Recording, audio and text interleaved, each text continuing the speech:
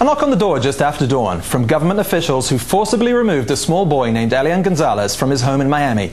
And in places like Ruby Ridge and Waco, standoffs between federal agents and right-wing radicals both ended in violence. All three stories are the kind of government intrusion that conservatives rail against as the enemy of American freedom. But in our fifth story on the countdown, when a police officer in Cambridge, Massachusetts arrests someone, a Harvard professor no less, in his very own home, and President Obama speaks out against that arrest, guess whose side the conservatives are on now? Another day of blowback from the president's comments on the arrest of Harvard professor Henry Louis Gates. President Obama making unexpected remarks in the White House briefing room this afternoon in an attempt to tamp down the controversy. And this morning in Cambridge, where Professor Gates was arrested last week after he and a car service driver tried to force open the door to his home, which had been stuck. Police officers gathered in a show of support for the arresting officer, Sergeant James Crowley. Union officials called on President Obama to apologize not just to Sergeant Crowley, but to all law enforcement personnel. Cambridge police are not stupid. I am proud to represent the officers of the Cambridge Police Department. It is a great department. I think everybody that knows us knows that. I'm a third-generation Cambridge police officer, my family, and I'm very proud to be a police officer. And I think if you ask any of the officers in Cambridge, they'll tell you they're proud to be here. As far as the president's comments, I think the president should make an apology to all law enforcement personnel throughout the entire country who took offense to this. One of the reporters asked why, if Sergeant Crowley did nothing wrong, they dropped the charge of disorderly conduct against Professor Gates. Union officials replied bluntly that they disagreed with that decision. That was a decision that was made without our input. We think, in retrospect, given the publicity that has transpired, it would have been better to let the matter go forward to a trial of fact so that the truth could have been disclosed by means other than debates on the media that we've expressed or that we've seen over the last few days. Sergeant Crowley did not speak at today's news conference, but in a conversation with our NBC affiliate in Boston, WHDH, Sergeant Crowley defended his actions and said he was just doing his job, investigating a report of a robbery in the area. I asked him if he could step outside and speak with me, and he said, "No, I will not." And again, words to the effect of, "What's this all about?" And I said, "I'm Sergeant Crowley from the Cambridge Police Department. I'm investigating a break in progress." And he responded, "Why?" "Because I'm a black man in America," in a very agitated tone. I was radioing in his name to our dispatchers so they could record it. As I did that, he was continuing his rant about that I was doing this because he's a black man in America, that I was a racist, and to the point where as I was reading his name off the identification card, I couldn't even hear myself say it. He was yelling that loud. Professor Gates, who has left Cambridge for his summer home, told WHDH in a statement, quote, "It's time to move on to another story. Barack said it all." All of that was the backdrop to President Obama stepping up to the microphone at the White House this afternoon. I actually just had a conversation with Sergeant Jim Crowley, the officer involved, and I have to tell you that, as I said yesterday, my impression of him was that he was an outstanding police officer and a good man, and that was confirmed in the phone conversation, and I told him that. Because this has been ratcheting up, and I obviously helped to contribute ratcheting it up, I want to make clear that in my choice of words, I think I unfortunately gave an impression that I was maligning the Cambridge Police Department or Sergeant Crowley specifically.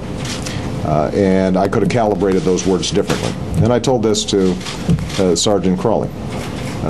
I continue to believe, based on what I have heard, that there was an overreaction in pulling Professor Gates out of his home to the station. I also continue to believe, based on what I heard, that Professor Gates probably overreacted as well. My sense is you've got two good people in a circumstance in which neither of them were able to resolve the incident in the way that it should have been resolved and the way they would have liked it to be resolved. The fact that it has garnered so much attention, I think, is a testimony to the fact that these are issues that are still very sensitive here in America. My hope is that as a consequence of this event, this ends up being what's called a teachable moment, where all of us, instead of pumping up the volume, spend a little more time listening to each other and try to focus on how we can generally improve relations between police officers and minority communities, and that instead of flinging accusations, we can all be a little more reflective in terms of what we can do to contribute to more unity. There are some who say that as president, I shouldn't have stepped into this at all because it's a local issue. I have to tell you that that part of it I disagree with. The fact that this has become such a big issue, I think, is indicative of the fact that race is still a troubling aspect of our society. Whether I were black or white, I think that me commenting on this and hopefully contributing to constructive as opposed to negative understandings about the issue is part of my portfolio. In response to the president's unscheduled remarks, tonight union officials in Cambridge have released a statement. Quoting from it, Sergeant James Crowley and President Barack Obama had a friendly and meaningful conversation this afternoon. Sergeant Crowley was profoundly grateful that the president took time out of his busy schedule to attempt to resolve this situation.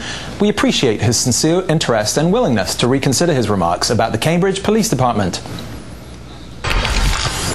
We're joined now from the White House by Press Secretary Robert Gibbs. Robert, thank you for your time tonight. Happy to be here, Richard. How are you? I'm good. Now, I've got a couple of questions about what we saw today. Does the president walking out to your podium this afternoon mean that he said and did the wrong thing on Wednesday night? Well, look, Richard, I think he wanted to make sure that everybody knew the full context and understood what he was trying to say on Wednesday. And I think, as he said out there, we had a situation that was becoming wildly overheated. He described it yesterday as two individuals that probably needed to step back, and I think he believed the situation needed that today and felt it important to go out and tell the country that. As you know, the Cambridge police came out this morning with some pretty strong criticism of your boss. Did he feel he had to respond personally and publicly to that? Well, again, Richard, he didn't see the press conference, but I think he felt, again, like the situation was one that he needed to step into. He said in the press room today that he had contributed unnecessarily to this becoming a bigger incident than it probably needed to do. He decided to call the officer and to call Professor Gates, and had good conversations with both. And you didn't feel that the pressure from them was enough to push you out again?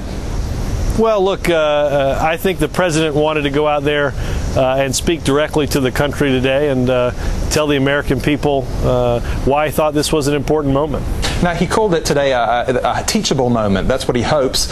In Illinois, as you know, as a state senator, one of his major achievements was that legislation to correct the abuse of racial profiling. Beyond having this kind of conversation that we're having right now in the wake of the Gates arrest, are there concrete steps the administration can take to minimize racial profiling across the country?